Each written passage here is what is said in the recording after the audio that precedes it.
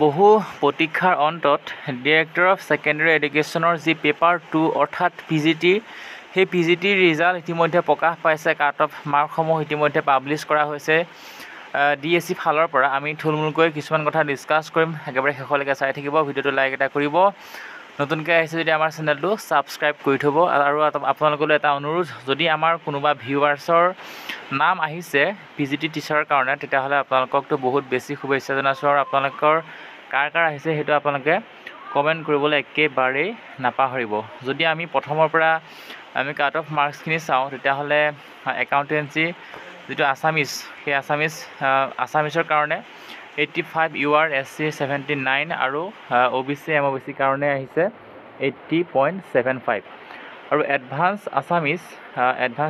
আছামিজৰ কাৰণে যদি UR চায় তেতিয়াহ'লে 65, SC 53, STP 47.75, ST হিলছ 21.50। বহুত বেছি এটা কম মাৰ্কছ অহা দেখা গৈছে। আমাৰ এই লগৰ এগৰাকী আচলতে বান্ধৱী STP হয়, তেওঁৰ নামটো আহিছে আছামিজ আচলতে তেওঁৰ ছাবজেক্ট আছিলে PGTৰ কাৰণে 47.75 গৈছে। আৰু তেওঁ 50ৰ ওপৰত পাইছোঁ বুলি জনাইছে। গতিকে তেওঁ নামটো আহিছে PGTৰ আছামিজ টিচাৰৰ কাৰণে। আৰু advance Bengali Assamese, Bengali English গোটেইখিনি কাট অফ আচলতে প্ৰভাইড কৰিছে DSC ফালৰ পৰা। এতিয়া আচলতে এনেকুৱা বহু প্ৰাৰ্থী আছিলে যিয়ে নেকি তেওঁলোকৰ নামটো UP অৰ্থাৎ ME টিচাৰৰ কাৰণে LP UPত অহাটো প্ৰায় নিশ্চিত আছিলে, কিন্তু তেওঁলোক দুধুৰ-মুধুত পৰি আছিলে কোনটো চাকৰি কৰিব কোনটো নকৰিব। এতিয়া তেওঁলোকৰ কনফাৰ্ম হৈ গ'ল যে তেওঁ আচলতে চাকৰি কৰিব PGTত, যিহেতু তেওঁ মাৰ্কছ ভাল আছিলে, গোটেইকেইটা আচলতে কেটেগৰীত কভাৰ কৰি আছিলে।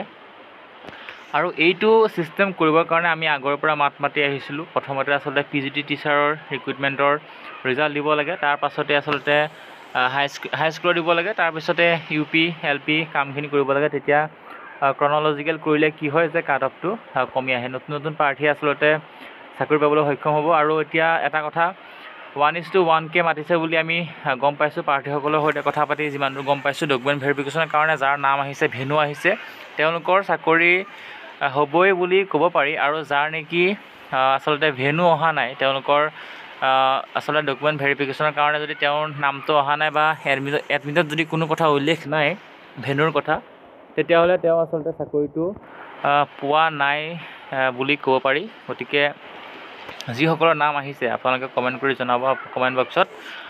বহুত বেছি ভাল খবৰ, সকলোলৈ পুনৰ এবাৰ বহুত বেছি শুভেচ্ছা জনাইছোঁ। আপোনালোকে এই যিখন কাট অফ মাৰ্কছ সেইখন আপোনালোকে অফিচিয়েল ৱেবছাইটৰ পৰা ডাউনলোড কৰিব পাৰিব। কিমান ক'ত কাট অফ গৈছে আউট অফ 140 মাৰ্কছৰ পৰা। যিহেতু আচলতে নিগেটিভ মাৰ্ক আছিলে, নিগেটিভ মাৰ্ক থকা স্বত্তেও কিন্তু কিছুমান কেটেগৰীত, বিশেষকৈ UR কেটেগৰীত কাট অফ বেছি গৈছে।